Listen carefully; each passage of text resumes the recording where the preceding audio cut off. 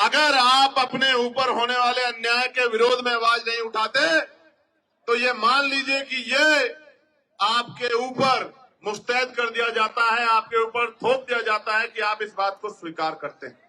तो मील लगा के बैठे हो कि आप न्याय के देवता हो, आप न्याय की मूर्ति हो, आप न्याय करोगे। क्या ऐसा गाइडलाइन में जिसमें गाइडलाइन ना पड़ी हो, आप मुझे बताओ। क्या उसमें आर्थिक रूप से कमजोर वर्गों को उद्देशिका में नहीं जोड़ा गया? कैसे सामान्य जाति के खिलाफ हो गया?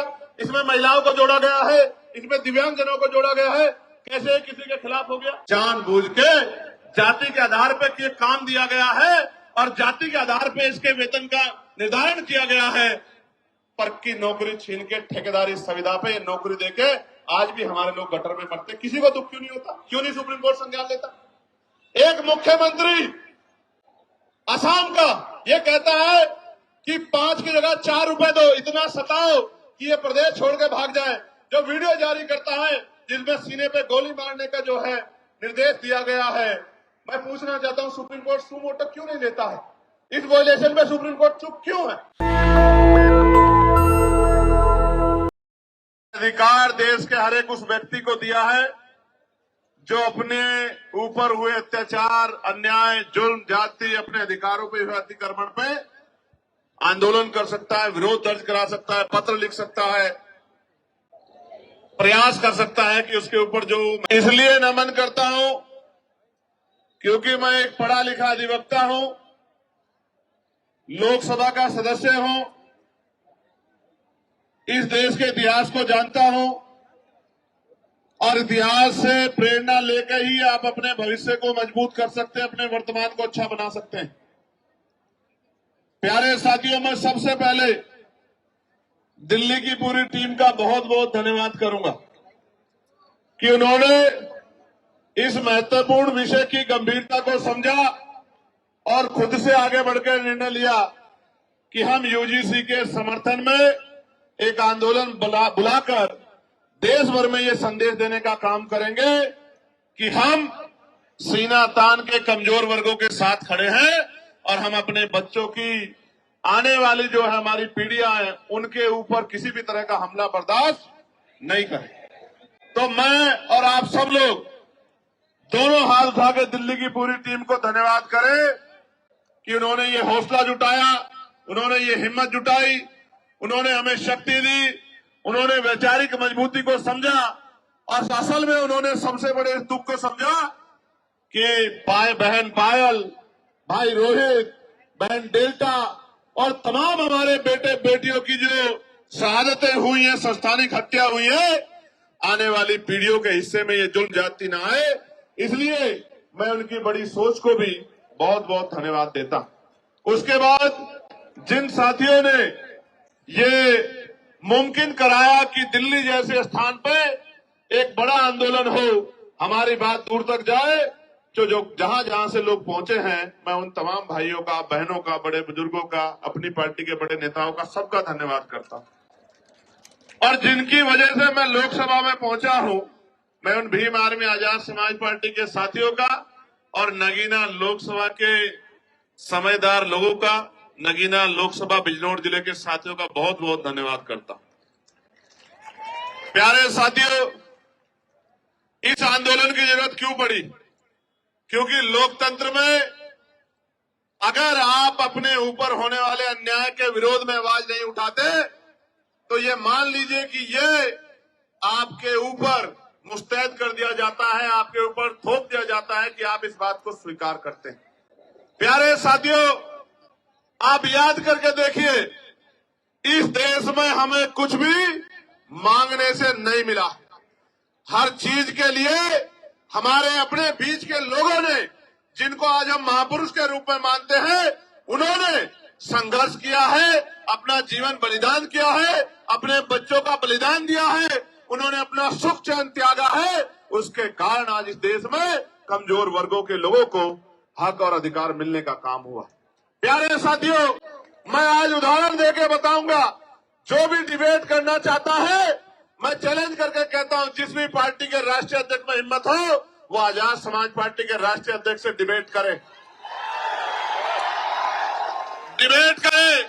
मैं सामान्य डिबेट में इसलिए नहीं जाता क्योंकि आजकल चैनलों पे डिबेट का अस्त्र खत्म हो गया है।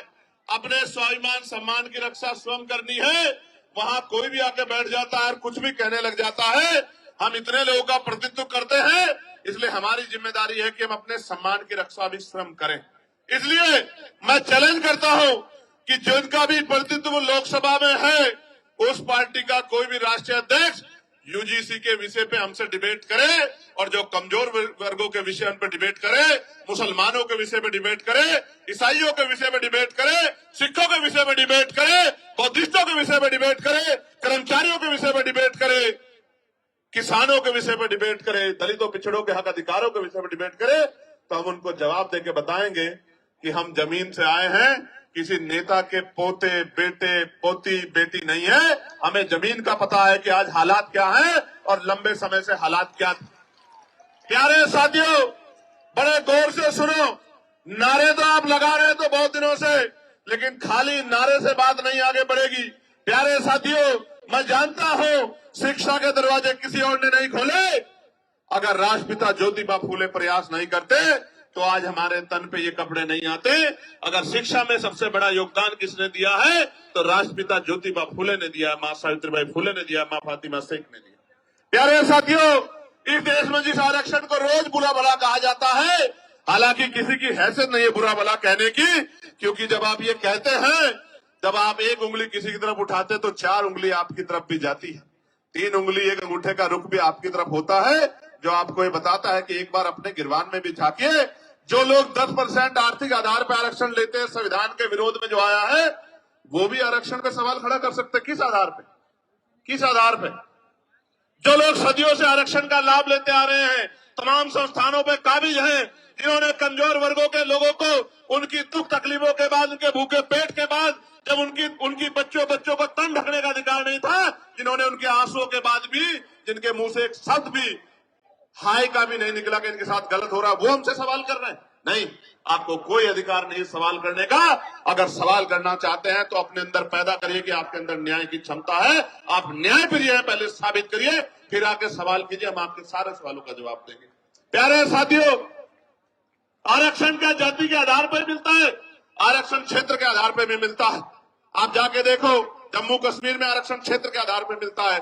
आप जाके देखो हिमाचल में आरक्षण क्षेत्र के आधार पर मिलता है। आप जाके देखो उत्तराखंड में आरक्षण क्षेत्र के आधार पर मिलता है। कौन कहता है जाति के आधार पर मिलता है? आरक्षण उनको मिलता है जो पीछे रह गए हैं, जिनका प्रतिनिधित्व कम है।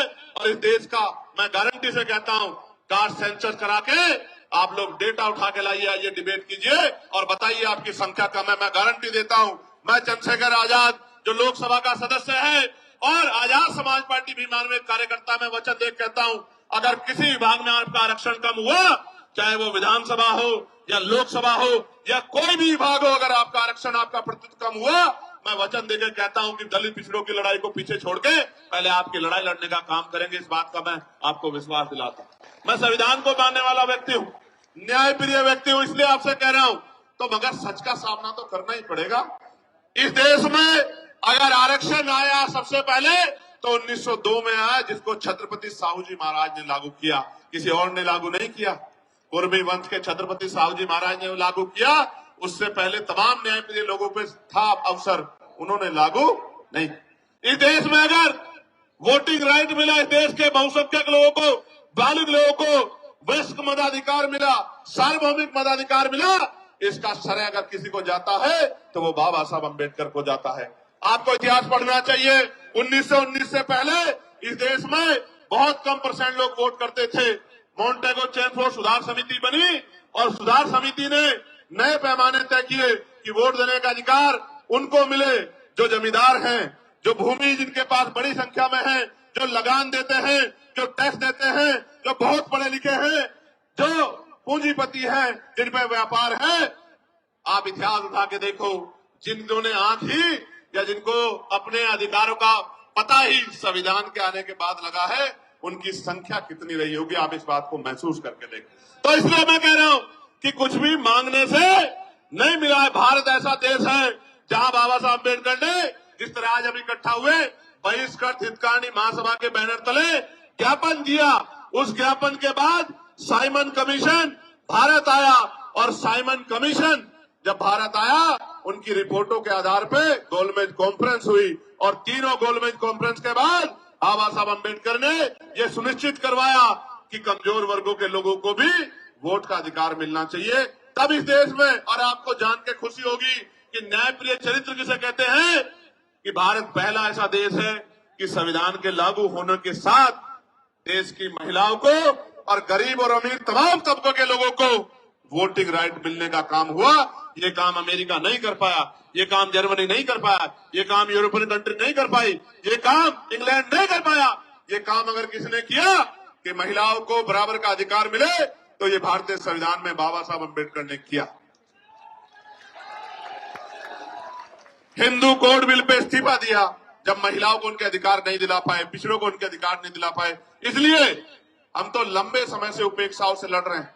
मैं बात आपको क्यों बता रहा हूं, जब हम चारों तरफ देखते हैं तो मानना रामसु वर्मा दिखाई देते हैं, संत राम पी प्रजापति दिखाई देते हैं, मान्यवर काशीराम साहब दिखाई देते हैं, मान्यवर दीना भाना वाल्मीकि साहब दिखाई देते हैं।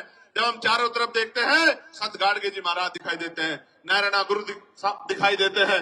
जब हम चारों तरफ देखते हैं आबू सिंह दयाल चौरसिया दिखाई देते हैं, परमानंद लोधी जी दिखाई देते हैं, अवंतिका बाई लोधी जी दिखाई देती हैं, जलकारी बाई दिखाई देती है, तमाम हमारे महापुरुष और वीरांगनाएं दिखाई देती हैं। ये सब कौन है? इन्होंने हमारी बस्ती में जन्म नहीं लिया, इन्होंने हमारे जिले में जन्म नहीं लिया, इन्होंने हमारे प्रदेश में जन्म नहीं लिया, मगर हम अपने माँ बाप से ज्यादा इनका सम्मान करते हैं और इनके सम्मान पे खून की बूंद बूंद लगा सकते हैं। उसका कारण क्या है आप जानिए। उनका कारण ये है कि इन महापुरुषों ने अपने बच्चों को भी पीछे छोड़ दिया, इन्होंने हमारे लिए अपना पूरा जीवन जिया। इनकी वजह से आज हमें अधिकार मिले। इसका मैं उदाहरण बताता हूं। बाबा साहब अम्बेडकर ने अपने जीवन में 3 लोगों को गुरु माना। धार्मिक गुरु उन्होंने, न्याय गुरु के तौर पे उन्होंने महामानव तथागत बुद्ध को अपना गुरु माना।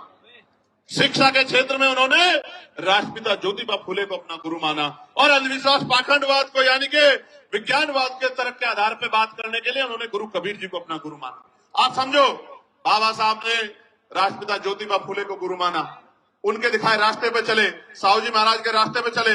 इसी वजह से वो सामाजिक न्याय की बात को मजबूती से रख पाए। कहां थे लोग जब इस देश में स्तन टैक्स लिया जाता था? कहां थे लोग इस देश में जब विधवा विवाह रोका गया था? कहां थे जब सती प्रथाएं होती थी?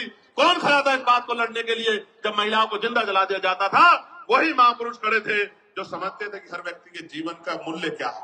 प्यारे साथियों, बात मैं आपको क्यों बता रहा हूं कि हमारी पार्टी के नेता ये बात कर रहे थे कि भाई चंद्रशेखर आजाद पिछड़े वर्ग के लिए मैदान में आए, कोई नहीं आता। मैं उनको कहना चाहता हूं कि आप पिछड़े नहीं हैं, आप हमारे भाई हैं, हमसे पिछड़े हुए हैं।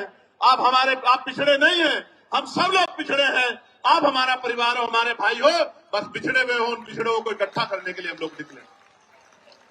और आप ही नहीं, हर पीड़ित, शोषित, वंचित किसान, कमेरा, वो चाहे बौद्ध हो, सिख हो, सामान्य जाति का भी कोई गरीब है, शोषित है, उसको भी हमारा अपना है, उसके लिए भी हम लोग खड़े हैं। मुस्लिम समाज के लोग, क्या हालत आज आपने देश में देखा? मजारें गिर रही हैं, खानकाहें तोड़ी जा रही हैं, मस्जिदों में बुलडोजर चल रहा है। और अयोध्या में क्या हुआ? जिस व्यक्ति पे आरोप लगा के उसका घर तोड़ दिया, उसको बंद रखा, कोर्ट ने उसको बरी कर दिया। अगर हिम्मत है तो मुख्यमंत्री माफी मांगे अपनी बात के लिए, जो बात उन्होंने असेंबली में खड़े होकर कही थी कि इस धर्म के लोग गुंडागर्दी करते हैं। मैं आपको बताना चाहता हूं कि सब लोग पीड़ित हैं, सब लोग पिस रहे हैं। अभी एक नौजवान साथी मुझसे मिला, मुझसे कहने लगा भैया हमारा विषय उठाना। मैं पूछना चाहता हूं, सरकार न्यायप्रिय है तो आप मुझे बताओ, 2025 जुलाई में सरकार ने जवाब दिया कि सेंट्रल यूनिवर्सिटियों में पिछड़े वर्ग के professor, assistant professor, associate professor की 80% रिक्तियां है। कितने परसेंट? 80% रिक्तियां। आदिवासी समाज की 83% रिक्तियां और शेड्यूल कास्ट की, अनुसूचित जाति की 65% रिक्तियां। मैं पूछना चाहता हूं, कोई भी डिपार्टमेंट तभी तो चलेगा जब उसको चलाने वाले लोग होंगे। जिस डिपार्टमेंट में, जिस विभाग में 80% पद खाली खड़े हैं, वहां कौन हमारी पीड़ा को सुन रहा है? जब हमारा आदमी वहां है ही नहीं तो हमें न्याय वहां कहां से मिल सकता है? 45 सेंट्रल यूनिवर्सिटियों में 38 जो वाइस चांसलर हैं, कुलपति हैं, वो सामान्य जाति के हैं। हमारा विरोध ये नहीं है कि सामान्य जाति के हैं, हमारा विरोध ये है कि 45 में से 38 कितने परसेंट बैठता है कि SC ST OBC के लोगों में काबिलियत नहीं है। किस आधार पे आप ये बात कहना चाहते हो? एक SC का, एक ST का, 5 OBC समाज के जिनकी संख्या 52%, उनको 12% भी नहीं मिल रहा है। इसलिए आंदोलन करना पड़ता है, इसलिए यहां आना पड़ता है। हम तो जानते हैं, मैं आपको इस मंच से कह रहा हूं, फिर कह रहा हूं, याद करो फूले साहब को, याद करो साहू जी महाराज को, याद करो पेरियार को, याद करो रामसु वर्मा जी को, याद करो बाबू जगदेव प्रसाद कुशवाहा जी को, याद करो जगदम्बिका कपूरी ठाकुर जी को, याद करो परमानंद लोधी जी को, याद करो संत राम BA प्रजापति जी को, याद करो शिवदराज चौरसिया जी को, याद करो। और मैं आपको भी कहता हूं, मुस्लिम समाज के मेरे भाइयों, कि अगर सर सैयद अहमद खान नहीं होते तो एक यूनिवर्सिटी भी आपके लिए नहीं बनती। आपको आइडिया नहीं है, कोई आपको पूछने वाला नहीं है। और अगर आपके लिए यूनिवर्सिटियां नहीं होती, आपको तालीम नहीं मिलती, तो आपको इस देश के सिस्टम में आने का मौका ही नहीं मिलता। जब आप डॉक्टर इंजीनियर IAS IPS वकील जज नहीं बन पाते, तो आपके कलम में ताकत नहीं होती। आप कहां से किसी का भला कर पाते? आप तो अपना भला भी नहीं कर पाते।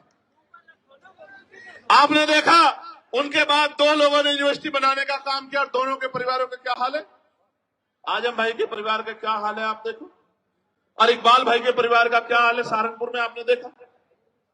अगर वो कोई व्यापारी को वो बना लेते तो कोई दिक्कत नहीं थी। यूनिवर्सिटी बना के पढ़ाओगे और उनको सिस्टम में लाओगे तो लड़ाई हो जाएगी। बस असल बात ही, मैं आपको ये बता रहा हूं मेरे प्यारे साथियों, प्रदेश का, देश का कोई डिपार्टमेंट उठा के देख लो, अगर आप बैकलॉग ढूंढोगे तो मैं लिख के देता हूं कि अगर बैकलॉग भरा जाए तो आज ही 5, 7, 10 lakh schedule caste, schedule tribe, backward के लोगों को नौकरी, सरकारी पक्की नौकरी मिलने का काम होगा। लेकिन इन सरकारों ने क्या कर रखा है, इन्होंने ठेके संविदा पे अपने लोग रख रखे, कम पैसे में लोग रख रखे हैं। जो लोग रख रखे हैं उनको पूरा पैसा नहीं मिलता, कॉन्ट्रेक्चुअल जॉब दे रखी है, क्योंकि आरक्षण ना देना पड़े SC ST OBC के लोगों को। इसलिए मैं आपको कहना चाहता हूं, ये जो UGC आया, मैं इसका धन्यवाद करूंगा, इस गाइडलाइन का। इसके आने से कई लोगों के चेहरे बेनकाब हुए, जो कहते थे हम सेकुलर हैं, हम न्यायप्रिय हैं।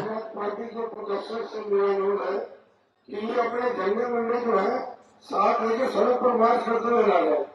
ये जो सम्मानित व्यक्ति बोल रहे हैं, मैं इनसे आग्रह करूंगा, जो एडमिनिस्ट्रेशन के लोग यहाँ हैं, मैं उनसे आग्रह करूंगा कि हमारे जो सीनियर लोग हैं, एक बार उनसे बात कर लें। ये बीच में ना अपनी बात को रखे, और ये भाषा शैली सुधारे। झंडे वंडे नहीं होते हैं, ये झंडा हमारा सम्मान है। और इस बार अगर ये भाषा शैली नहीं सुधारेंगे तो फिर ये आंदोलन आज ही नहीं, अब आगे कल के लिए भी कह दूंगा, और लोगों को अपील कर दूंगा, फिर देख लेना संभाल नहीं पाओगे इस तरह करोगे। प्यारे साथियों, मैं आपको कुछ और कहना चाहता हूं, गौर से सुनो, इन बातों पर ध्यान मत दो। ये तो पुलिस के भाई हैं, एडमिनिस्ट्रेशन के भाई हैं, सरकार के हिसाब से काम करते हैं, हमें इनकी मदद लेनी है, हमारा इनका कोई झगड़ा नहीं। आप गौर से सुनो मेरी बात को।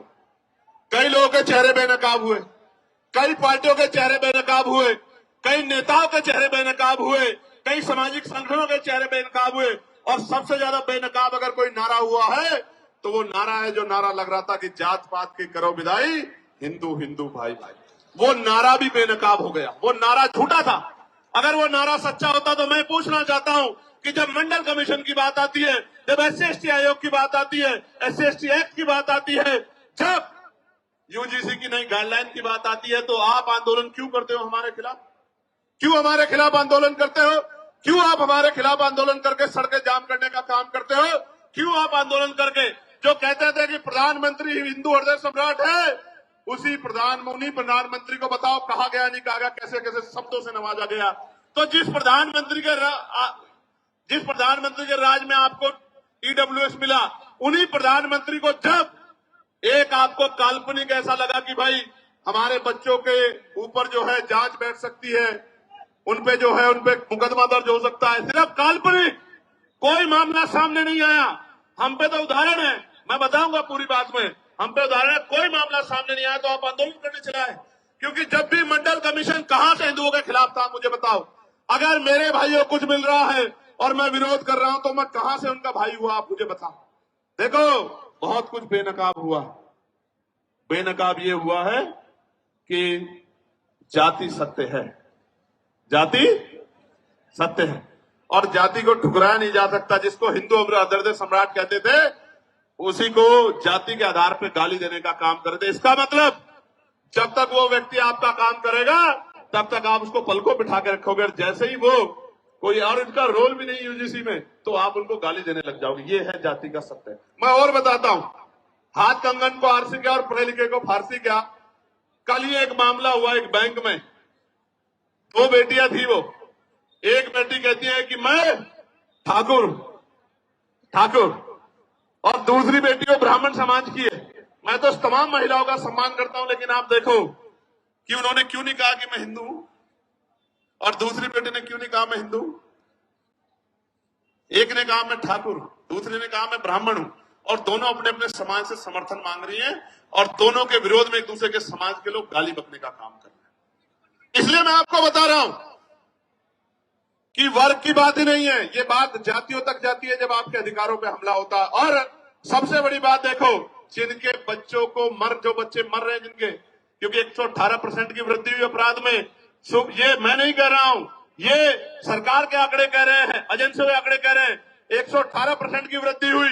और कानून की ये गाइडलाइन कैसे बनी? सुप्रीम कोर्ट ने ऑर्डर किया कि गाइडलाइन बनाओ यूजीसी को। यूजीसी ने गाइडलाइन बनाई, हमने नहीं बनाई। और उस गाइडलाइन में जैसे ही पिछड़े वर्ग के लोगों को जोड़ा, क्योंकि गाइडलाइन तो 2012 में बनी थी, 2012 में बनी थी, लेकिन जैसे ही पिछड़े वर्ग के लोगों को जोड़ा तत्काल विरोध शुरू हो गया। मैं आपको बताना चाहता हूं कि इस नारे के पीछे अगर कुछ है तो वो पिछड़े वर्ग के लोगों का विरोध है। इस बात को मेरी आप याद रखना। ये सरकारें, इनकी सोच पिछड़ा वर्ग विरोधी है। और हम इस बात को इसलिए लड़ रहे हैं क्योंकि हम जानते हैं कि राष्ट्रपिता ज्योतिबा फुले हमारे लिए लड़ रहे थे, छत्रपति साहू जी महाराज हमारे लिए लड़ रहे थे, ईवी पेरियार रामानायकर स्वामी प्यारेलाल यादव हमारे लिए लड़ रहे थे, मामना राम सुवर्मा चौधरी महाराज सिंह भारती सर छोटूराम चौधरी चरण सिंह हमारे लिए लड़ रहे थे। इसलिए आज हम यहाँ सीना तान के खड़े हैं कि हम अपने भाइयों को अकेला नहीं महसूस होने देंगे, हम उनके साथ। प्यारे साथियों, यूजीसी की बात हुई है, मैं ये पूछना चाहता हूं, कोई ऐसा प्रोटेस्ट बताओ जो यूजीसी के विरोध में हुआ हो और पुलिस ने उन पर लाठी चलाई हो। कोई एक विरोध आप मुझे बताओ पूरे देश के अंदर, या उनको पकड़ के खींचा हो, या उनके कार्यक्रम में इस तरह से माइक उठा के बीच बीच में कहा हो कि भाई आपके लोग कम है, आपके लोग ज्यादा, कभी हुआ क्या? लेकिन जैसे आप लोग आंदोलन करने आए, कहां बीएचयू में, कहां गोरखपुर यूनिवर्सिटी में, कहां लखनऊ यूनिवर्सिटी में, कहां जेएनयू में, कहां डीयू में, आपको पीट भी रहे हैं और पीट के उठा के बंद भी कर रहे हैं। क्योंकि जो समाज प्रभावी होता है, जिनके पास मीडिया होता है, जिनके अधिकारी होते हैं, जिनकी एजेंसियां होती है, जिनके पास वॉइस होती है, उनकी छोटी से छोटी बात भी लाखों मील तक दूर जाती है। और जिनकी आवाज नहीं होती उनको हत्या करके लटका दिया जाता है। तो चारों तरफ सुनसान, चारों तरफ इस तरह का चुप्पी होती है कि जैसे कुछ हुआ ही नहीं। इस देश में क्या नहीं सहा हमने, क्या नहीं सहा इस देश में। हमने लक्ष्मणपुर बातें कांड सुना, जहां हमारी माओ के पेट चीर के और जो बच्चे थे पेट में उनको निकाल के तलवार की नोक पे खड़ा कर दिया। क्या नहीं देखा हमने देश में? इस देश के दलितों, पिछड़ों, मुसलमानों, आदिवासियों ने क्या नहीं सहा? कितने दंगे, कितने जुल्म, कितनी लाशें हमारी जो है, क्या क्या क्या बयां करूं मैं, क्या क्या नहीं सहा इस देश में। कितने दंगे, कितनी एनसीआरबी का डेटा क्या कहता है, कितनी बच्चों की इज्जत लुटती है। मैं कहता हूं सार्वजनिक करो, रिकॉर्ड उठा के बताओ कि ये जिन बच्चों की 1 लाखों की संख्या में इज्जत लुटती है, किस समाज की, किस समाज के? बताओ इस समाज को। क्योंकि ये समाज सोया हुआ है, इनको नहीं पता कि रोज इनकी बच्चियों को, बेटियों को कहीं ना कहीं प्रदेश में, देश में जुल्म जाति का शिकार होना पड़ रहा है। और जब न्याय मांगने जाते हैं तो लाठियों से स्वागत होता है, अपमानित गालियां दी जाती है। इसलिए मैं कह रहा हूं कि ये नारा तार्किक नहीं है, जो नारा लगा के आपको लंबे समय से बेवकूफ बनाया जा रहा है। ये नारा तार्किक होता तो मैं गारंटी देता हूं कि यूजीसी गाइडलाइन के खिलाफ कोई आदमी सड़क पे नहीं आता। वो कहता कि यूजीसी गाइडलाइन, अच्छा डर कौन, डरेगा कौन? कानून कितने हैं देश में? 302 है, 304 है, 308 है, 307 है। कितने कानून है? इतने कानून बने हुए हैं, हर कानून का दुरुपयोग हो सकता है। कोई दुरुपयोग का एक तो मामला आता। 2012 से SC ST के उसमें गाइडलाइन बनी हुई है, आप पे 10 मामले हैं जो आपके खिलाफ फर्जी दर्ज हो गए हो। कुछ तो होगा आपके पास जिसके आधार पे आप कह रहे हो, लेकिन कोई तथ्य नहीं है। एक ही तथ्य है कि हमें अपराधी मान ले। हम कहां अपराधी मान रहे हैं भाई? हम कौन है अपराधी मानने वाले? कन्वेंशन रेट कहता है कोर्टों का। हम तो किसी को सवाल नहीं करते कि जब हाई जुडिशरी में, हाई कोर्ट में और सुप्रीम कोर्ट में हमारा रिप्रेजेंटेशन नहीं होता, हम तो तब भी सवाल नहीं करते। हम जैसा गूंगा बहरा कौन लोग होगा? कौन होगा? कौन होगा? हमसे ज्यादा सीधा सच्चा व्यक्ति तो इस देश में कोई भी नहीं होगा, जो जुल्म भी सहता है और चुप भी रहता है। जानवर भी अपने हक के लिए लड़ते हैं, हम लोग तो अपने हक के लिए भी लड़ पाते हैं। हमसे ज्यादा सीधा भोला कौन होगा? और इसी भोलेपन का फायदा लंबे समय से उठाया जा रहा है। प्यारे साथियों, इसका एक उदाहरण बताता हूं कि क्यों लड़ना पड़ता है। मध्य प्रदेश में 90 के बाद, जब मंडल कमीशन के बाद आरक्षण लागू हो गया पिछड़े वर्ग के लोगों को, तो आज भी वो भैया खड़ा है। 13% आरक्षण वहां, जो संवैधानिक 27% मिला है, उसमें से भी 13% मिलता है। वो रोज आंदोलन करते हैं। यही सुप्रीम कोर्ट उस मामले को, फाइल को नीचे दबा के रखता है। क्यों नहीं सुनता? जब आपने एक दिन पहले पीएल दाखिल हुई और अगले दिन सुनवाई कर ली, तो हमें पीड़ा होती है कि जब 69,000 शिक्षक भर्ती का मामला उत्तर प्रदेश का सालों भर पड़ा रहता है कोर्ट में, जब 27% रिजर्वेशन का मामला सालों पड़ा रहता है और आप कभी सुनवाई नहीं करते हो। मेरे आज भी याद है, जब डिमोशन हुए थे उत्तर प्रदेश में, एक पूर्व की सरकार थी, जब उनके निगरानी में डिमोशन हुए थे, इसी सुप्रीम कोर्ट ने कहा था कि पहले डिमोशन कराओ, उसके बाद हम सुनेंगे। मैं पूछना चाहता हूं, जब हमारे हकों की बात आती है तो क्यों चुप्पी थाम लेते हो आप?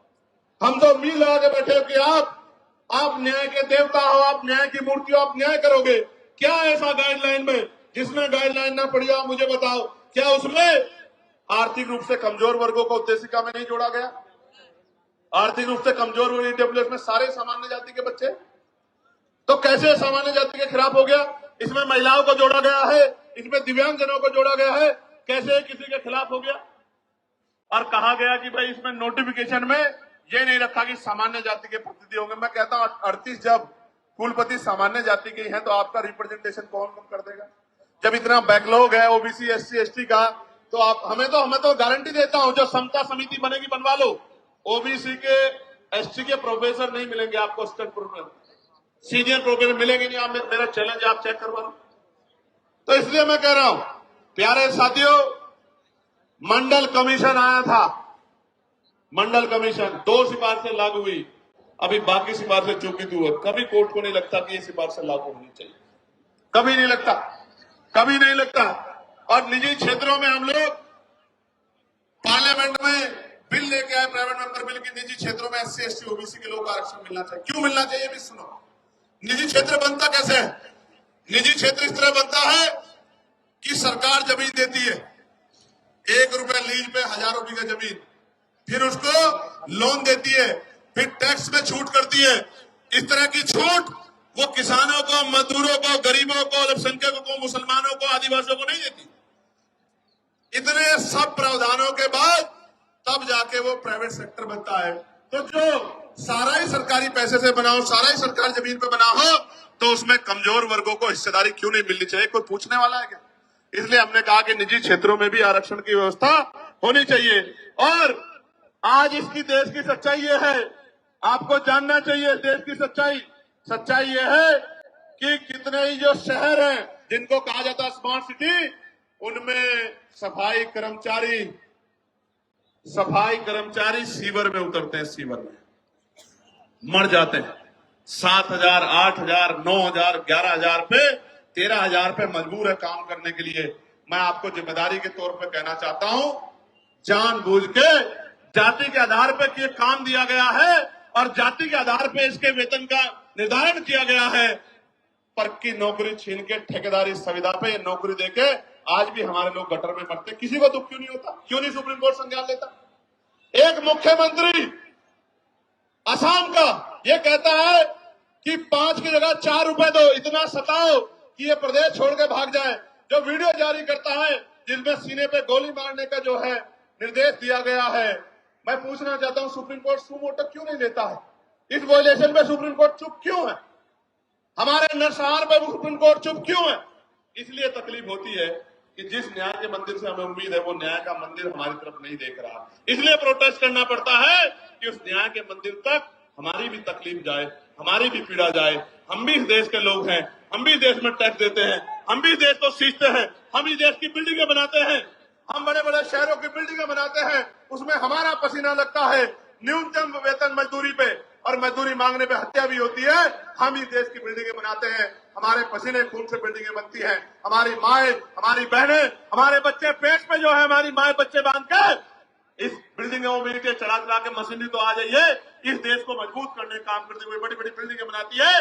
इन बिल्डिंगों में हम पे रहने के लिए स्थान नहीं होता है। ये सब हमारे सामने। सरकार कहती है हम प्रधानमंत्री आवास योजना चला रहे हैं, लेकिन आप देखो हल्द्वानी में कैसे बसे बसाए लोगों को उजाड़ने का काम किया जा रहा है। इसलिए दर्द होता है कि चारों तरफ हमें कोई सुनने वाला नहीं। प्यारे साथियों, मैं कर्मचारियों की पीड़ा को समझता हूं। ठेकेदारी सुविधा पर जिस तरह उनको लूटा जा रहा, मैं इस बात को समझता हूं। मैंने कहा कि जो भूमिहीन कमजोर हैं, जिनको पट्टे दिए गए थे दलित पिछड़े वर्ग के लोगों को, वो सारे पट्टे छीनने का काम सरकारें कर रही है, गुंडागर्दी कर रही है, भूमाफिया कर रही है। लेकिन सुप्रीम कोर्ट संज्ञान नहीं लेता, और अगर फाइल जाएगी, और मैं दूसरों की नहीं कहता, मैं अपने अपने मामलों को जो अन्याय मेरे साथ हुआ इनको लेकर सुप्रीम कोर्ट जाऊंगा। आप देखना कितने कितने दिन बाद फाइलों का मौका मिलेगा, आप निर्धारण करना। मैं कहना कहा ना, प्रत्यक्ष प्रमाण की जरूरत नहीं है। मैं भी जाऊंगा सुप्रीम कोर्ट बहुत जल्दी, अगले 10 दिन के अंदर। मैं देखूंगा कि हम कमजोरों की पीड़ा को भी इस तरह सुना जाता है क्या, जब सरकार हम पे जुल्म करती है, जब सरकार हम पे अन्याय करती है, निर्दोष होते हमें जेल भेजने का काम करती है, हम पे रासुका लगाती है, हमारे बच्चों को पीटने का काम करती है, हमारी हड्डियां तोड़ने का काम करती है, हमें करंट लगाने का काम करती है, तो ये सुप्रीम कोर्ट हमारी पीड़ा को भी सुनता नहीं सुनता। मैं जाऊंगा। प्यारे साथियों, आज इस देश में शिक्षा बाजार बन गई है, शिक्षा बाजार बन गई है। गरीब आदमी अपने बच्चों को अच्छी पढ़ाई नहीं दिला सकता, कोई पूछने वाला नहीं है। बच्चे पढ़ेंगे नहीं तो आगे कैसे जाएंगे, और जो चला जाता है वो हिंसा का शिकार हो जाता है, जातीय भेदभाव का शिकार हो जाता है। मैं दूर नहीं जाता, कहते हैं ना कि भाई उदाहरण की जरूरत पड़ती है। मीडिया के साथी यहां हैं। वर्ष 2012 में वर्धमान जो अब सफदरजंग है, महावीर मेडिकल कॉलेज में SC/ST समुदाय के MBBS कर रहे छात्रों को फिजियोलॉजी के लिखित टेस्ट में जाति देखकर जानबूझ के फेल किया गया। आरोप लगे, जांच हुई, और आपको जान के अचरज होगा, छात्रों की शिकायत पे जब दर्ज हुई, सरकार ने कमेटी बनाई जिसका नाम था मुंगेकर कमेटी। मुंगेकर कमेटी की जांच में पता लगा कि SC/ST के बच्चे के पेपर पे अंकित जाति देख के चुन चुन के फेल किया गया। तो हमारे मन में सवाल क्यों ना पैदा हो कि हमारे साथ कास्ट बेस्ड डिस्क्रिमिनेशन होता है। और ऐसा ही नहीं, कमेटी की रिपोर्ट पे कोर्ट ने उन छात्रों को मात्र पास ही नहीं किया, दोषियों के खिलाफ 10-10 लाख रुपए का मुआवजा देने के लिए आदेश दिया, दोषियों पे कार्रवाई की। मैं इसलिए आपसे कह रहा हूं कि होता है डिस्क्रिमिनेशन, कास्ट बेस्ड डिस्क्रिमिनेशन होता है, इसीलिए तो हम कह रहे हैं। और हमने थोड़ा ही गाइडलाइन बनाई, हमारी पीड़ा को आपने कहा सुना, सुप्रीम कोर्ट के आदेश को आपने सुन के गाइडलाइन बनाई। मैं धन्यवाद करूंगा कि उन गाइडलाइनों को हमारे पढ़े लिखे लोगों ने पढ़ा। भाई देखो, दो तरह का समाज है अभी। एक वो जो हाशिए पे गांव में रहता है, लेकिन वो मेहनत मजदूरी करके उनके पिताजी भी अपने बच्चे को यूनिवर्सिटी भेजने का काम कर रहे हैं। यूनिवर्सिटी क्यों भेज रहे हैं कि मेरी गरीबी, बेबसी, लाचारी, परेशानी, बीमारी, तकलीफों को ये मेरा बेटा पढ़ लिख के doctor, engineer, IAS, IPS professor बन के 2 रुपए कमा के सम्मान का जीवन खुद भी जिएगा, मेरी तकलीफों को भी दूर करेगा, मेरे दरिद्र को भी काटेगा। वो बच्चा पढ़ने आता है, लेकिन वो उत्पीड़न का शिकार हो जाता है। और ये मैं नहीं कह रहा हूं, ये एजेंसियों की रिपोर्ट कह रही है, इसलिए इस आधार पर गाइडलाइन बनी है। प्यारे साथियों, बातें तो बहुत है कहने को, लेकिन मैं ये कह रहा हूं, ये सच है कि जहां आपकी आवाज नहीं होगी वहां सुनवाई नहीं होगी। इसलिए आपको अपनी आवाज को मजबूत करना पड़ेगा। आज इस आंदोलन का पहला चरण है, आज यहां है, कल राष्ट्रीय अध्यक्ष भीम आर्मी के नेतृत्व में भोपाल में होगा। 9 तारीख को राजस्थान में हुआ था। हम लोग इतनी चैन से नहीं बैठने वाले हैं। हमें जब मुझसे कोई पूछता कि चंद्रशेखर भाई कैसे आए जीत के, तो मैं कहता हूं मैं नहीं आया, मेरे लोगों ने मुझे चुन के भेजा है, क्योंकि आज उनकी आवाज को उठाने वाला कोई भी नहीं है। आज उनके दर्द पे, उनकी दर्द पीड़ा पे बोलने वाला कोई नहीं है। मेरी क्या औकात थी कि मैं आ जाता लोकसभा में, मेरे लोगों ने वोट और नोट देके मुझे चुन के भेजा है। मेरी जिम्मेदारी बैठती है कि अगर उनकी तरफ आंच आए, उनकी तरफ उंगली उठे, तो मैं भी बोलूं और अपने साथ के जागरूक लोगों को भी बोलने के लिए तैयार करूं। इसलिए आज ये आंदोलन हो रहा है। प्यारे साथियों, इस देश में संविधान है, आर्टिकल 25-26 है, धार्मिक आजादी है। मैंने आज ही पार्लियामेंट में पूछा कि आप ये बताओ, तमाम त्योहारों पे आप व्यवस्था करते हो, लेकिन भगवान बुद्ध की जयंती पे, संत कबीर जी की जयंती पे, गुरु रविदास जी की जयंती पे, पेरियार जी की जयंती पे, फूले जी की जयंती पे, साहू जी की जयंती पे, तमाम जो हमारे महापुरुष हुए हैं, मुस्लिम समाज में भी हुए, सिख समाज में भी हुए, जैन समाज में भी हुए, बौद्ध समाज में भी हुए, उनकी जयंतियों के अवसर पे, उनके धार्मिक आयोजनों पे आप बजट क्यों नहीं देते हो? बताओ। आप ईद पे क्या बजट खर्च करते हो? आप मोहर्रम पे क्या बजट खर्च करते हो? आप शबे बारात पे क्या बजट खर्च करते हो? क्या इस देश के धन पे कुछ ही लोगों का अधिकार है? फिर ये देश, ये सरकार सबका साथ सबके विकास के झूठे के नारे के साथ क्यों खड़ी है? ये कहे कि धन तुम्हारा और अधिकार हमारा, धन तुम्हारा अधिकार हमारा, हम अपने लोगों को देंगे, ये सच बताने का काम करें। हम जानते हैं सच क्या है। प्यारे साथियों, मैं लगातार उन विषयों को पार्लियामेंट में उठाने का काम करता हूं। हमारी संख्या कम है, इसलिए मुझे समय कम मिलता है, लेकिन ये संख्या कम हमेशा नहीं रहेगी। ये संख्या हमेशा कम नहीं रहेगी। हमें लड़ाई लड़नी पड़ेगी, और अगर हम चुप रहे ज्यादा दिन तक, वो दिन दूर नहीं है कि हमारी आने वाली पीढ़ियां इस देश में पुनः गुलाम हो जाएगी। गुलामी की बेड़ियां काटने के लिए हमें संघर्ष करना पड़ेगा, और क्रांति की ज्वाला में अपना बलिदान देने के लिए सतत तैयार रहना पड़ेगा, क्योंकि महापुरुषों ने संघर्ष किया था तो हम लोगों को अवसर मिला है, और अगर आज हम लोग संघर्ष करेंगे तो आने वाली पीढ़ियों को अवसर मिलेगा। और अगर हम लोगों ने चुप्पी थाम ली, निजी स्वार्थों में चुप हो गए, जिस तरह हमारे कुछ नेताओं ने अपने लोगों का हाथ छोड़ के और ये कहा कि भाई हम इनके साथ है, मैं कहना चाहता हूं आपको सबके साथ रहना चाहिए, लेकिन गलत को गलत और सही को सही तो कहना चाहिए। अगर गलत होता तो मैं भी उनकी बात करता, लेकिन जब गलत नहीं है तो सिर्फ वोट के लिए आप उधर चले गए। जब आप पावर में नहीं हो तो आज आप उधर जाके खड़े हो गए हो, कल आप पावर में होंगे तो मैं कैसे उम्मीद करूं कि आप हमारे लोगों के बारे में सोचोगे। ये बहुत बड़ी चिंता हमारे समाज के सामने, हम गरीब, कमजोर, दलित, पिछड़े मुसलमानों के सामने देश में आ गई। प्यारे साथियों, चारों तरफ अंधेरा है, चारों तरफ चुप्पी है, सब लोग आंखें बंद करके बैठ गए हैं। ऐसे दौर में अगर हम लोगों ने भी आंखें बंद कर ली तो मैं लिख के देता हूं कि लड़ने की हिम्मत टूट जाएगी। मेरी बात को आप याद रखें। जब मैं ये लड़ाई लड़ रहा हूं, आपको नहीं पता इसके बाद मुझे क्या मिलेगा। मीडिया में जो उस तरह की सोच के लोग हैं, वो मेरे खिलाफ राजनीतिक प्रोपगंडा चलाएंगे, झूठे प्रोपगंडा चलाएंगे। वो जो अधिकारी उस सोच के हैं, वो मुझे, मेरी पार्टी कार्यकर्ताओं को तोड़ने की कोशिश करेंगे, झूठे मुकदमे लगाएंगे। लेकिन मैं आपको बताना चाहता हूं, जीवन एक बार मिला है, जीवन बार बार नहीं मिलता। मौत कल की आती आज आ जाए, हम अपने लोगों के हितों से किसी भी कीमत पे समझौता नहीं करेंगे।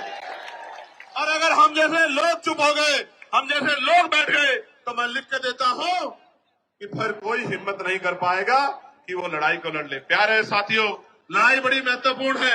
आज आपने इतनी बड़ी संख्या में जुट कर ये संदेश सरकार को दे दिया कि आप लोग कमर कसे हुए बैठे हो, मेरे एक आदेश का इंतजार कर रहे हो। मैं आपको विश्वास दिला के बताता हूं, मैं आपको विश्वास दिला के बताता हूं, चंद्रशेखर आजाद के लिए, आजाद समाज पार्टी के एक सिपाही के लिए, हमारे नेताओं के लिए, कार्यकर्ताओं के लिए समाज हित पहले है, व्यक्तिगत हित बाद में है। हम मिट तो सकते हैं, लेकिन समाज के हितों से समझौता करके झुक नहीं सकते। मेरी बात को आप याद रखें। मैं अकेला व्यक्ति था, भंते जी यहां बैठे हैं, मैं अकेला व्यक्ति था जिसने बीटी एक्ट के खिलाफ आवाज उठाई कि बीटी एक्ट 1949 खत्म किया जाए, क्योंकि उसमें बौद्धिस्ट समाज के लोगों के साथ अन्याय हो रहा। प्यारे साथियों, ये बातें मैं आपको इसलिए बता रहा हूं कि आपको जागरूक होना पड़ेगा। यहाँ तो बहुत सारे ऐसे लोग हैं जो बिल्कुल अपने से दिखाई देते हैं, ऐसा ही पढ़ना पहनते हैं, लेकिन अपने नहीं है। आज तो हर पार्टी आपको लुभाने के लिए अपने नेताओं को, फरीदाबाद के लोग सुनो, पलवल के लोग सुनो मेरी बात को, हर पार्टी ऐसे पटके पहना के अपने लोगों को घुमाने लगी है, लेकिन ऐसा पटका पहनने वाला सच्चा नहीं हो सकता। बाबा साहब अम्बेडकर को और बहुजन महापुरुषों की विचारधारा पे चलने वाला व्यक्ति सच्चा हो सकता है। नीला पटका तो बाजार की हर दुकान पर मिल जाएगा, कोई भी पहन घूम जाएगा। कोई पार्टी बताओ, आप औरों को छोड़ो, भारतीय जनता पार्टी को देखो, जिन आरएसएस के लोगों ने जीते जी बाबा साहब की शव यात्रा निकाली, वही आरएसएस के, बीजेपी के लोग सबसे बड़ा फोटो बाबा साहब का लगाते हैं, नहीं लगाते हैं? तो अगर बाबा साहब की फोटो लगाने वाला सच्चा है, नीला पटका पहनने वाला, मात्र नीला पटका पहनने वाला सच्चा, तो हर वो व्यक्ति सच्चा है जो वोट के लिए आपको जय भीम कर रहा है या नमस्कार कर रहा है। मैं आपको कहना चाहता हूं मेरे लोगों, ये वोट का अधिकार नहीं होता, ये वोट का अधिकार नहीं होता तो ये अमीर लोग आपकी बस्तियों में नहीं आते मेरे लोगों। ये वोट का अधिकार नहीं होता तो ये अमीर लोग आपकी गलियों में नहीं आते, आपके घरों में नहीं जाते। और आप देखो किस तरह की व्यवस्था है कि आज भी अगर भेदभाव नहीं है तो बहुत सारे नेता जाके कमजोर वर्गों के घरों में खाना खाने का नाटक क्यों करते हैं भाई? खाना खाने का नाटक क्यों करते हैं? इसलिए करते हैं कि वो एहसास कराना चाहते हैं कि हम बदल रहे हैं। आप बदलते तो हमारे खिलाफ विरोध क्यों करते? क्यों विरोध करते हमारे खिलाफ? हमारे बच्चों की जान जा रही है, आप पे एक मामला नहीं है। मैं चैलेंज करता हूं, अगर झूठे मुकदमे दर्ज करने की बात आप कर रहे हैं तो 12 से गाइडलाइन बनी है, 26 हो गया है। आप 100 मामले उठा के लेके आओ, हम लोग चर्चा करेंगे, आपकी बात को सुनेंगे। लेकिन मैं मानता कि अगर आपने यूनिवर्सिटी में बैठे अध्यापकों ने, प्रोफेसरों ने, यूनिवर्सिटी में पढ़ने वाले उन बच्चों ने जो आज डर रहे हैं, अगर आगे बढ़ के उन्होंने कहा होता कि डिस्क्रिमिनेशन हो रहा है, कानून बनाओ, तो मैं स्वागत करता कि आपका चरित्र न्याय के लिए है। प्यारे साथियों, मैंने पहले भी कहा, वही डरेगा जो अपराध करेगा। जो अपराध नहीं करेगा वो क्यों डरेगा? मैंने कहा कि जो अपराध नहीं करना चाहते वो बच्चे पढ़ रहे हैं, क्योंकि इस देश के मीडिया के चैनलों में हमने सुना जब किसान आया था तो किसान नहीं आया था, खालिस्तानी आए थे। खालिस्तानी। जब एनआरसी का आंदोलन चल रहा था तो मुसलमान नहीं लड़ रहा था, जैन सिंह बोध नहीं लड़ रहा था, पता नहीं क्या क्या नाम दिए गए थे। जब अपने हकों के लिए दलित पिछड़े आते हैं, आदिवासी आते तो नक्सली कहा जाता है। इसलिए मैं इस टीवी को सुन के ही समझ आता है कि जो अभी कुछ दिन पहले आंदोलन कर रहे थे वो आंदोलनकारी नहीं थे, वो आंदोलनकारी नहीं थे, क्योंकि जो जिनको पढ़ना है वो तो पढ़ रहे हैं।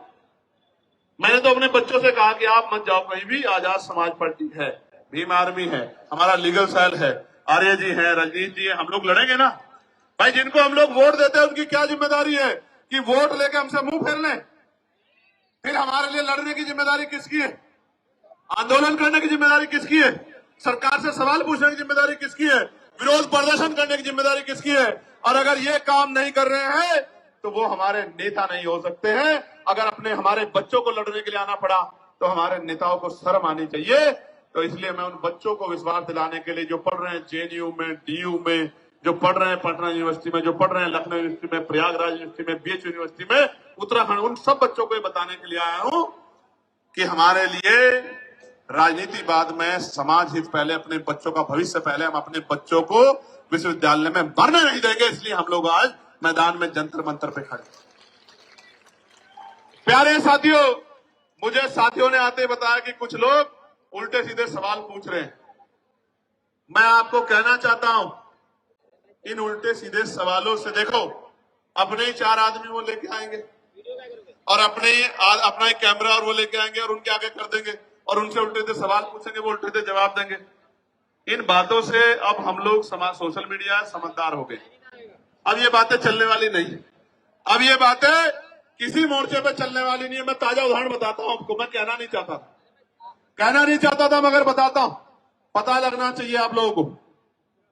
मैं पिछले 20-25 दिन से सहारनपुर नहीं गया क्योंकि लगातार मैं अपने लोकसभा क्षेत्र के मुद्दों को उठाने के लिए पार्लियामेंट में कोशिश कर रहा हूं। और इस बीच में हमने रैलियां की, आगरा की रैली की, फिर हमने कन्नौज की रैली की, फिर हमने 8 तारीख को संत कबीरनगर की रैली की। तो एक घटना मेरे जिले में घटी जहां शोभा यात्रा निकालने के लिए परमिशन को लेकर विवाद हुआ। अब उन बच्चों से कहलवाया गया कि भाई चंद्रशेखर भाई ने मदद नहीं की। पहली बात तो बच्चे मुझे कभी मिले ही नहीं, ना मैं छुटमलपुर जाता हूं। मैं यहां से जाता हूं तो अपनी जिम्मेदारी अदा करने के लिए नगीना जाता हूं, नगीना से निकलता हूं तो देश भर में जाता हूं। मैं कभी आराम करने छुटमलपुर जाता नहीं तो बच्चे मुझसे कभी मिले ही नहीं। वो मुझे कुछ बताते तो मैं उनके लिए लड़ता, हल करने के लिए कोशिश करता। हालांकि कोई ऐसा थोड़ा जो मेरी बात टाल दे वहां, आप समझ रहे हो भाई। राजनीतिक रूप से भले ही मैं वहां बहुत मजबूत नहीं, लेकिन सामाजिक रूप से इतना मजबूत हूं, मैंने इतना काम किया, किसी को भी कह दूंगा वो अपनी नाक नीची करके मेरी बात को मान लेगा, इतना दम मैं रखता हूं। लेकिन काम की बात जानो, वो बच्चे मेरे पास आए नहीं, मैं घर गया नहीं, लेकिन चला गया कि देखो चंद्रशेखर भाई ने मदद नहीं की। भाई आप मुझे बताओ, मेरे पास कोई मामला नहीं आएगा, मैं कैसे मदद कर दूंगा, आप बताओ। लेकिन चला गया कि भाई चंद्रशेखर मदद नहीं कर रहे हैं, चंद्रशेखर तो भाई मुस्लिम भाइयों का मामला इसलिए मदद नहीं कर रहे हैं। मैं पूछना चाहता हूं, ये मुस्लिम कोई अलग थोड़े, ये भी तो हमारे ही हैं। इनको मैं अगर किसी बात को अपने 20 नेताओं को भेज देता तो सब लोग फूल करके स्वागत करते वहां, लेकिन मुझे पता ही लगा तो मैं क्या कर दूंगा।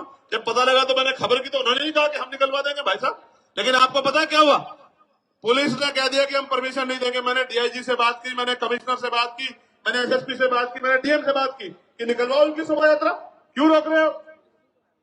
तो बोले साहब हम नहीं देंगे परमिशन। तो ये देखो सरकार झगड़ा कराना चाहती है हमारे लोगों को, आपको समझना पड़ेगा। और मैं समझता हूं कि मेरी लड़ाई शोभा यात्रा तक सीमित नहीं है। मेरी लड़ाई तब तक जारी रहेगी जब तक आपको स्वाभिमान सम्मान का जीवन नहीं मिलता। मेरी लड़ाई तब तक जारी रहेगी जब आपको हक अधिकार नहीं मिलते। मेरी लड़ाई तब तक जारी रहेगी जब तक आपकी जेब में पैसा नहीं आता। मेरी लड़ाई तब तक जारी रहेगी जब तक आपके भी टूटे फूटे मकान ऐसे नहीं बनते जैसे दूसरे लोगों के हैं। मेरी लड़ाई तब तक जारी रहेगी। इसलिए मैं तो इस देश में हक अधिकार की लड़ाई लड़ रहा हूं। जो लोग मेरा मुकाबला नहीं कर सकते, आजाद समाज पार्टी भीम आर्मी के नेताओं का मुकाबला नहीं कर सकते, वो जानबूझ के इस तरह के षड्यंत्र करके तमाम तरह की चीजों के प्रयास करते हैं। मैं उनको कहना चाहता हूं, खूब प्रयास करो, समय बदल गया है। उत्तर प्रदेश में आने वाला समय आजाद समाज पार्टी काशीराम का है। मेरी बात को आप याद, और सिर्फ उत्तर प्रदेश में नहीं है, सिर्फ उत्तर प्रदेश में नहीं है, हरियाणा में, मध्य प्रदेश में, राजस्थान में, उत्तराखंड में, मैं कहना चाहता हूं दिल्ली में, बिहार में, झारखंड में, जो उत्तर भारतीय क्षेत्र में, कहना चाहता हूं डंके की चोट पे कि अगले 5 साल बाद आजाद समाज पार्टी राष्ट्रीय पार्टी होगी। मेरी बात को आप याद रखें, क्योंकि हर व्यक्ति के पास समस्या है, आजाद समाज पार्टी पे समाधान है।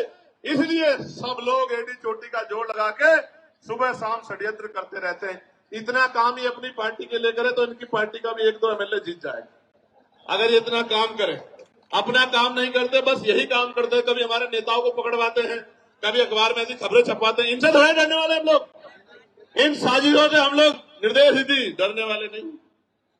याद रखना मेरी बात को, इनसे नहीं डरने वाले हैं, इन साजिशों से डरने वाले। लेकिन वचन देके दिल्ली से कह रहा हूं आपको, हम प्रथम और अंतिम भारतीय हैं।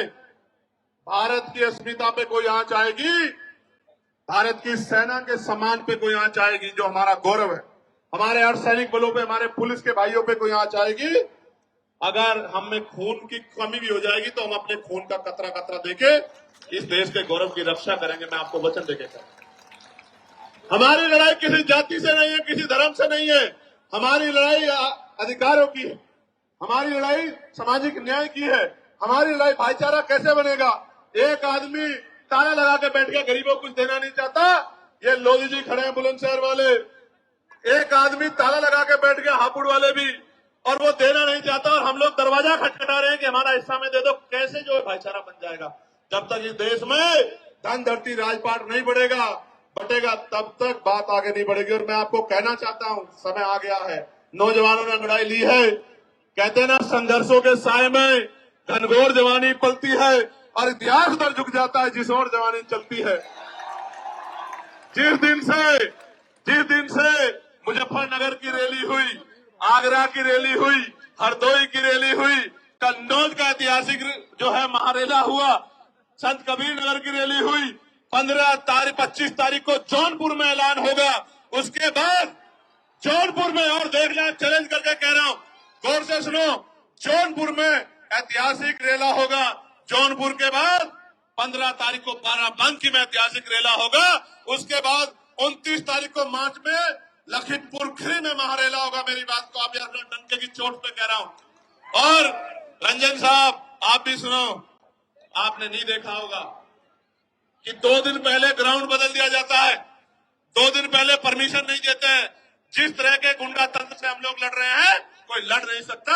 हमारी बड़ी बड़ी रैलियां होती है और मीडिया में 1 मिनट नहीं होती कि वो आजाद समाज पार्टी की न्यूज दिखा दे। लेकिन हम नाराज नहीं है, हम ये मानते हैं कि अभी हमारी शक्ति कम है, हम इसको बढ़ाएंगे। हम मजबूर करेंगे कि हर एक व्यक्ति की नजर हमारी तरफ जाए, हर एक व्यक्ति की नजर हमारी तरफ जाए, वो हमारे दर्द को महसूस करे, वो हमारे विषयों पर चर्चा करे। वरना एक ही समाज के लोग टीवी के पूरे पैनल में बैठ जाएंगे और एंकर भी उसी समाज से होगा। कैसे दलितों, पिछड़ों के, मुसलमानों के हालातों पे चर्चा कर लोगे मेरे भाई? आप ही सोचो क्या हालात। प्यारे साथियों, गरीब का दर्द गरीब समझता है, और मजलूम का दर्द मजलूम समझता है। कोई शोषक शोषितों का दर्द नहीं समझ सकता है। प्यारे साथियों, मैं आज इस मंच से नगीना के लोगों से माफी चाहता हूं, क्योंकि नगीना के लोगों की इच्छाएं बहुत हैं, लेकिन मैं मजबूर हूं कि नगीना से उत्तर प्रदेश फतेह नहीं हो सकता है। इसलिए मैं 1 साल का समय नगीना के लोगों से चाहता हूं। जब 27 का चुनाव खत्म हो जाएगा, मैं वचन दे कहता हूं, मैं नगीना को 1 मिनट के लिए नहीं छोड़ूंगा, आपके साथ रहूंगा 24 घंटे। लेकिन अभी आप अपने दिल पे हाथ रख के बोलो और बताओ, क्या नगीना को, मात्र नगीना को मेरी जरूरत है या पूरे उत्तर प्रदेश में जाके जन जागरण की जरूरत है? आप बताओ। देखो, मेरे पास अभी 5 करोड़ की निधि है और वो ट्रांसपेरेंट है। मैं चैलेंज कर कहता हूं, अगर मेरी साख पे कोई सवाल खड़ा कर देगा तो जो वो सजा देगा उसको मान लूंगा। वो सबके सामने है। मैं कोशिश करता हूं कि किसी का काम जो जरूरी है वो ना रुके। मैं फिर कह रहा हूं, ये 5 करोड़ में सीमित हूं मैं। जिस दिन राजकाज बनेगा, सिर्फ नगीना नहीं, जिस चीज पे आप हाथ रख दोगे कि भाई ये काम होना चाहिए, मैं गारंटी देता हूं वो काम करके दिखाएंगे आप। मेरी बात। इसलिए प्यारे साथियों, 1 साल का समय दे दो। 1 साल, इतने साल जुल्म सहाया, आपको बिल्कुल अलग रखा। 1 साल का समय दे दो। 1 साल के बाद आपकी तरफ एक भी शिकायत की सुई नहीं आने देंगे। इस बात का मैं आपको विश्वास करता हूं। प्यारे साथियों, शामली भैंसवाल के लोग धरने में बैठे हैं। कुछ लोग यहां भी आए हैं हमारा समर्थन करने। मैं उनका बहुत समर्थन करता हूं। उनकी जो मांग है आप बताइए, हम लोकसभा के पटल पे भी उठाने का काम करेंगे और उनको जाके मजबूती देने का भी काम करेंगे। प्यारे साथियों, अंत में जब मैं अपनी बात को खत्म करूंगा तो मैं आपसे भी कुछ उम्मीद करके आया। बताओ, मेरी मदद करोगे नहीं करोगे? और मेरी मदद का मतलब क्या है? सुनो, मेरी मदद यानी कि आपकी खुद की मदद। गौर से सुनना। आज हमने, किसी को नहीं पता था हमारा प्रदर्शन यहां होता है तो पूरा कनॉट पैलेस, पूरा ये क्षेत्र जाम हो जाता है। इस बात को पूरा प्रशासन, पुलिस जानती है। आज हमने चुनिंदा लोगों को, ये भी हजारों संख्या में हो गए हैं, अलग अलग स्टेट से बताया कि उनको जाकर किस तरह लड़ाई लड़नी है। राजस्थान के कुछ साथी दिख रहे हैं, हरियाणा के कुछ साथी दिख रहे हैं, यूपी के कुछ साथी दिख रहे हैं, मध्य प्रदेश के कुछ साथी दिख रहे हैं, इसी तरह उत्तराखंड के साथी भी दिख रहे हैं। दिल्ली का तो बारंबार हम लोग धन्यवाद करते हैं। बिहार के साथी दिख रहे हैं। मैं आपको ये कहना चाहता हूं, गौर से सुनो, मैं आपको ये कहना चाहता हूं, अंत में गौर से सुनो, मैं आपसे क्या चाहता हूं। आप यहां से जब घर लौटो तो इस बात को समझो कि political power is the master की। जब तक राजनीतिक सत्ता हमारे पास नहीं होगी तो हमारे हितों में फैसले नहीं होंगे, पॉलिसियां नहीं बनेगी। मैं आपसे, आप उससे मेरे खून का कतरा कतरा ले लो फौजी साहब, लेकिन मैं आपसे आग्रह कर रहा हूं कि गली मोहल्लों में जाके अपने वोट को संगठित करके अपनी ताकत 2027 में उत्तर प्रदेश के अंदर बना। और मैं बड़ी बात नहीं कह रहा हूं श्री जी, एक मौका आप आजाद समाज पार्टी काशीराम को मिलने दो। मैं वचन देके कहता हूं, विश्वास से कहता हूं, पूरी हिम्मत से कहता हूं कि जो लोग आज हमारे साथ नहीं है वो भी ये कहेंगे कि हम उसका विरोध भले ही कर सकते हैं, उस पार्टी का, उसकी पॉलिसी का, लेकिन उनका काम में मुकाबला नहीं कर सकते। ऐसा काम करके दिखाएंगे। मेरी बात को आप याद रखें। प्यारे साथियों, मैं पुलिस के भाइयों का बहुत धन्यवाद दूंगा। एड्रेस मुझे भी नहीं पता अभी है। 1 मिनट, एक आदमी को बोलने दो। आजमगढ़ वाली होगी, अभी बाद में देंगे आजमगढ़ को मौका। अभी आप ये सुनो, 25 तारीख को जौनपुर में कार्यक्रम है, रैली, एक बात। और 25 तारीख के बाद 15 तारीख को, 15 मार्च को रैली है बाराबंकी लखनऊ के पास, और 29 मार्च को है लखीमपुर खीरी, और 5 अप्रैल को है। उत्तराखंड के साथियों को भी मौका दिया है कि वो भी अपनी शक्ति को इस बार दिखा दें। बहुत दिन हो गए हैं उनको भी, क्योंकि इस बार उत्तराखंड से भी हमारा प्रतिनिधित्व आने वाला है, ऐसा भी मेरा विश्वास है। प्यारे साथियों, आप यहां जुटे हो, बड़ी ताकत दी आपने आके, इतनी छोटी कॉल पे इतनी मजबूती से आपने आंदोलन किया। 500 लोगों के आंदोलन को 50 बार टीवी में दिखाया जाता है, 5 लोगों के आंदोलन को ब्रेकिंग न्यूज में दिखाया जाता है। आशा और उम्मीद है कि आज आपकी तरफ भी मीडिया की निगाह जाएगी, ऐसा मेरा विश्वास है। भले ही वो निगेटिव वे में जाए, भले ही वो निगेटिव वे में जाए, भले ही वो ये कहे कि बहुत शोर शराबा था, नौजवान पेड़ों पे चढ़ गए थे, पुलिस बार बार रोक रही थी, इस तरह की सारी बात करें, लेकिन कभी कभी आपके खिलाफ जो साजिश होती है उससे भी लोकतंत्र में आपका प्रचार होता है, तो इससे घबराने की जरूरत नहीं। प्यारे साथियों, ऐसे मुट्ठी बंद करो मेरे साथ सब लोग, जहां तक मेरी आवाज जा रही है मुट्ठी बंद करो।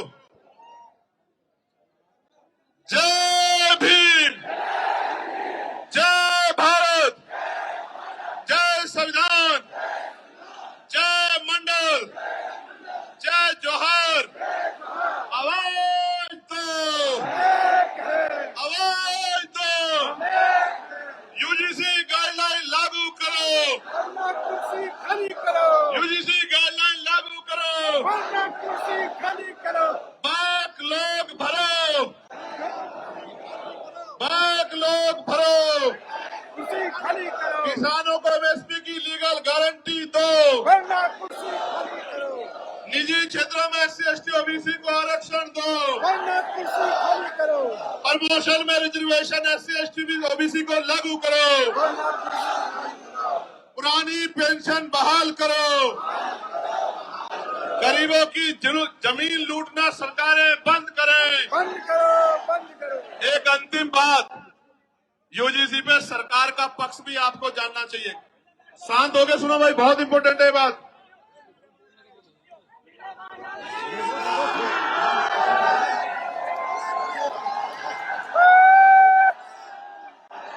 एक मिनट सुनो, अभी चर्चा करेंगे, खत्म कर रहे हैं, सुनो इंपॉर्टेंट बात सुनो भाई, सुनो आगे जो है, आगे सुनो जो खड़े।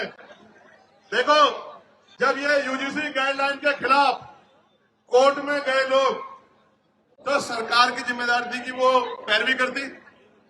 आप क्योंकि सुप्रीम कोर्ट के जो कार्रवाई है वो भी एक ऑनलाइन है, तो सॉलिसिटर जनरल जो है हमारे, उन्होंने एक शब्द नहीं कहा कि भाई ये होना चाहिए, इसमें कोई कमी नहीं है।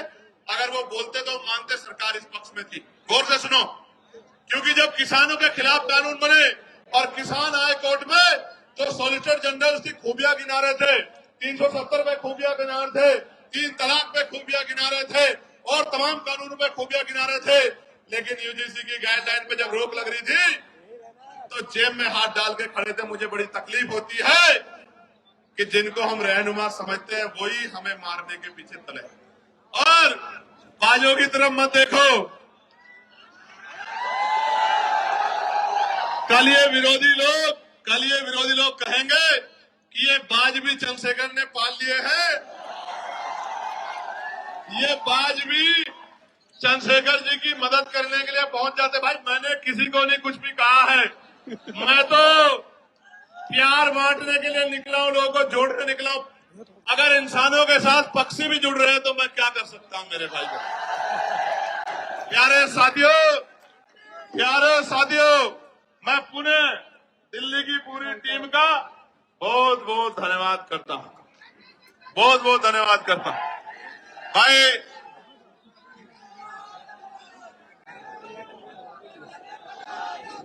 एक मिनट शांत हो जाओ, सुनो भाई सुनो, जो लोग मेहनत करते हैं उनका सम्मान होना चाहिए।